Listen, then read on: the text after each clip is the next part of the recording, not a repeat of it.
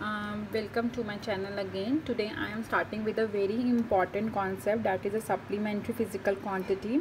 So this is the sub part of the fundamental quantity which we have covered in the previous video. So I hope you all have watched the previous video. If you have not watched the previous video, so please watch the previous video and then jump to this video. So in this video we are covering about the two supplementary quantity. The one is the plane angle and the second is your solid angle. So we are starting with the plane angle. So what are the plane angles? So plane angle are basically the angle between the two intersecting line, the angle between the two intersecting line of a two dimensional object. तो two dimensional object की जो दो intersecting line है उनके बीच का जो angle है that is called your plane angle.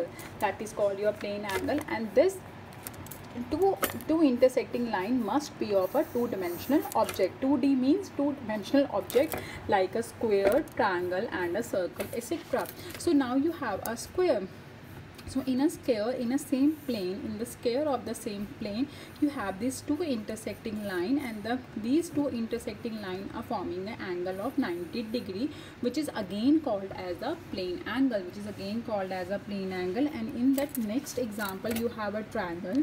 So in this triangle you can take any two intersecting line. Either you can take these two lines, and either you can take these two lines, so that the angle between these two intersecting line, are called as a plane angle. Now I am switching to an example of a circle. So you have a circle with the center O and the radius R. So you have a particle at a point A. The particle is covering the distance between the point A to B. The particle covering the distance between the point A to B. So from A to B, this is my length of arc. This is the length of arc, and this is a radius. This is called the radius of the circle. So class, and the angle between these two intersecting line, what I am doing, ये जो मेरी arc बनी है A से B, इसको मैंने join कर दिया है centre of the radius, and अब ये जो मेरा एंगल फॉर्म्ड हो रहा है इन दो इंटरसेक्टिंग लाइन के बीच में सर्कल में, that angle is called my plane angle. This angle is called my plane angle, and this plane angle is measured as the length of an arc to the radius of circle. ठीक है. So that means this the formula of to measure the plane angle is length of an arc, that is equals to x, and the radius of circle, that is equals to r. So this plane angle is measure in SI system. This plane angle is measure in radians. So radian is symbolised as a small letter r, और this is the radian is the SI unit of plane angle. पर अभी तक आप जो plane angles की unit पढ़ते आ रहे थे, अब डिग्री पढ़ते आ रहे थे, यू कैन सी दैट मैंने यहाँ पे भी जो स्क्वायर के जो एंगल्स हैं इनको मैंने 90 डिग्री लिखा है, मैंने 90 रेडियन नहीं लिखा, because radian is a very new unit to you, and degree आप बहुत देर से पढ़ते आ रहे हैं. ठीक है. So now we are going to find out the relationship between the degree and the radian. So now we are going to find out the relationship between a degree and a radian. So you are very well known that in a one revolution of a circle, आपके पास आप जब एक circle में हैं और एक circle में जब आप एक रेवोल्यूशन में ट्रैवल कर रहे हैं, so you have this centre of that circle, and you are travelling in a one revolution.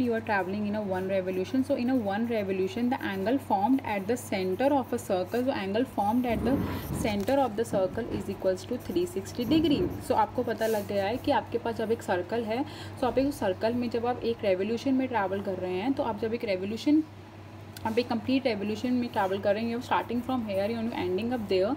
सो आपके पास जो सेंटर में एंगल फॉर्म्ड होगा दैट इज इक्वल्स टू 360.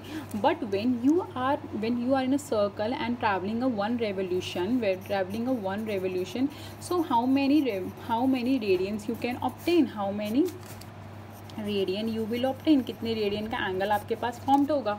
सो कितने, एक रेवोल्यूशन के अंदर, एक सर्कल में एक रेवोल्यूशन के अंदर कितने रेडियंस होते हैं, इसे निकालने के लिए हम again we using the formula that theta is equals to length of an arc upon radius. So आपको पता है when you are travelling in a one revolution, you are starting from the point A and coming back to the point A. So आपके पास जो length of an arc होगी that will be equals to the circumference of a circle, तो that will be equals to the circumference of the circle.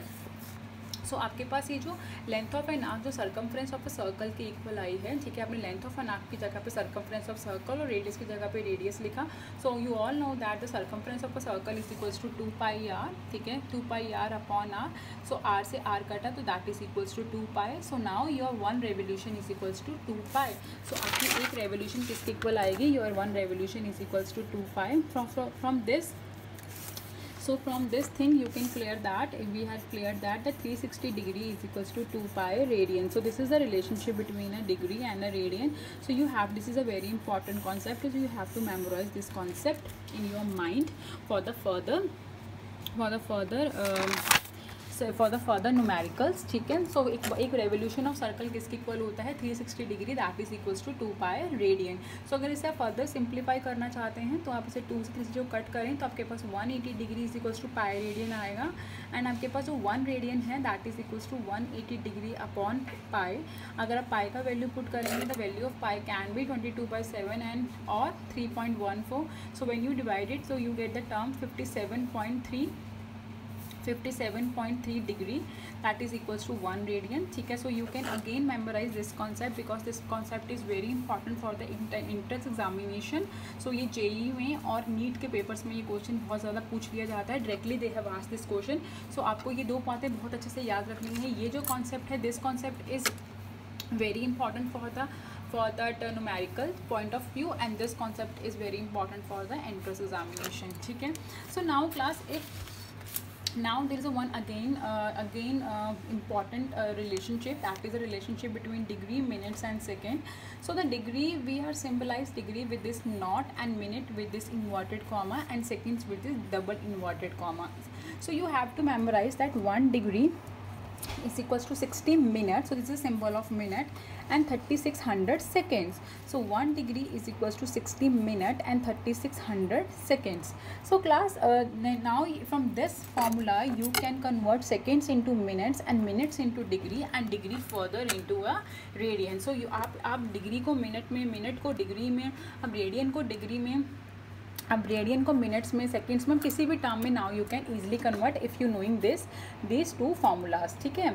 So now class, अगर आप कोई question पूछ ले कि आपके पास 5 डिग्री में कितने रेडियंस हैं, so if they ask you how many radian in 5 degree, so आपके पास 5 डिग्री में कितने रेडियंस हैं, ठीक है। तो आपको ये फॉर्मूला पता है, 360 degree is equals to 2 pi radian. So आप क्या करेंगे, 1 डिग्री, अब यहाँ 1 डिग्री रखेंगे, नीचे 360 ले जाएंगे। So if you want it you can cut it from here, 2 को 360 से कट किया तो you can pi by 180 radian, you get that pi by 180 radian. So now if you multiply 5 over here and 5 into here, so अगर आप दोनों तरफ 5 को multiply कर दें तो 5 into 1 get the 5 degree and 2 5 जा 10 pi and this is a 360 and 0 से 0 कटेगा तो आपके पास आएगा पाई बाय 36 रेडियन। सो आप क्या कर सकते हैं, आप पाई की वैल्यू 22/7 और 3.14 पुट करके आप इसे कम्प्लीटली भी सॉल्व कर सकते हैं। अगर आप इसे ऐसे भी रहना देना चाहते हैं तो you can leave it like that. तो आपके पास 5 degree is equals to pi by 36 radian. So आपके पास 5 डिग्री किसके इक्वल आएगा, pi by 36 radian. So class, this is the concept about the plane angle. So in plane angle we have learned so much, ठीक है। हमने degree को minutes में, seconds में, हमने डिग्री को रेडियंस में, हमने बहुत सारे टर्म्स सीखी। So now we switch to the solid angle. So solid angle is a basically a 3 dimensional angle, ठीक है, subtended by an object at a certain space at a 3D। So 3 dimensional space में हमारे पास जो angle formed होता है that is an a solid angle. तो like cuboid sphere में जो एंगल फॉर्म्ड होता है हमारे पास, जो सेंटर में जो एंगल ऑब्टेन हो रहा है इनके, that is an a solid angle. So if I'll show you some images, so I hope this point is clear to you. ठीक है, so I hope this point is clear to you. So you have to must watch it. ठीक है, so you can see this example of sphere. So first you see the example of sphere. So I am switching my screen of my phone to my laptop. So this is a sphere of a blue color. So this line is not clear, so these are the line going and they are intersecting at the center of the sphere.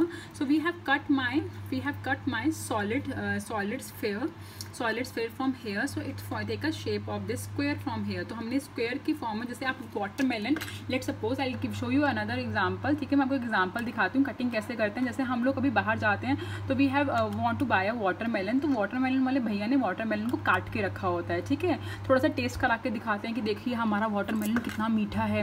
So you see that उसने अभी यहाँ पे, मैंने जो example लिया था वो square का था, यहाँ पे उसने एक वाटरमेलन को सर्कल की फॉर्म में ऊपर से कट किया हुआ है. ठीक है, so they have shown over here. So ये कट किया हुआ है उन्होंने यहाँ पे ये. ठीक है, तो ये 3D ऑब्जेक्ट है स्फेयर, उसको उन्होंने ये कट किया हुआ है. तो ये एक एरिया ऑफ द सरफेस है which is cut from a 3D object. तो ये जो इसकी जो इंटरसेक्टिंग लाइंस हैं, ठीक है, they are joining at the centre. और जो सेंटर में जो एंगल बनेगा, क्योंकि 3D ऑब्जेक्ट है तो सेंटर में जो एंगल बनेगा ये 3 डायमेंशनल ऑब्जेक्ट होगा. अब इसी पार्ट को हम स्फेयर में ना कट कर, सर्कल में ना कट करके हम स्क्वायर में कट कर लेते, तो the image look like this. तो ये इमेज कुछ इस तरह की नज़र आती है हमें. The image is look like this. ठीक है, द इमेज, ये हमें कुछ इस तरह की इमेज नज़र आती. ठीक है, हमें इस तरह की इमेज नज़र आती. ठीक है, तो हमने ये लेट सपोज थोड़ा सा इमेजिनेशन कीजिए कि हमने ये जो पार्ट है, हम लोगों ने जो ये वाटरमेलन है, let suppose this is watermelon and we have cut the part like we have cut the part in the form of a square. ठीक है, स्क्वायर. तो हमारे पास ऐसा कुछ बनेगा, हमारे पास कुछ ऐसा बनेगा, कुछ ऐसा फॉर्म होगा. तो हमने क्या किया, ये जो स्क्वायर से जो लाइंस निकल रही हैं, हमने क्या किया, इन्हें हमने ज्वाइन कर दिया eight the centre of the sphere. ठीक है, और ये जो बीच में ये जो एंगल बन रहा है हमारे पास, this is the called my solid angle. ठीक है, this is called my solid angle. ठीक है, this is one more example. The torch, the light from that any light source. So you can see this example now. So this is my light source. This is the light source. ठीक है, ये एक light source है, ये एक light source है और इसमें से light जा रही है. ठीक है, the light is going. ठीक है, so ये जो light जा रही है, it's covering a 3-dimensional object. So ये मेरे पास क्या हो गया, area intercepted by the light. area intercepted by the light. तो ये जो हमारे पास light source है, इसके center में जो ये angle formed हो रहा है, this is my solid angle. This is my solid angle. This is the radius. This part is the radius. And this is the area intercepted by the light. So these two things have a very important relationship over here. ये R, यहाँ पे जो ये R होगा और ये जो मेरा area intercepted होगा, ये दोनों का बहुत important value है. I am showing you one more thing over one more example. So this is my bulb. I'm sorry class, wait a second.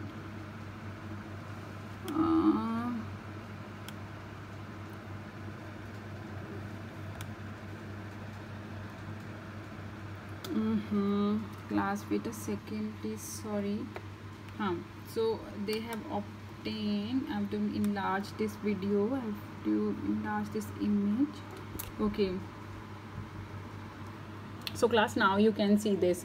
So this is my bulb. ठीक है, and that is the light coming from the bulb. So this is the area covered by the light.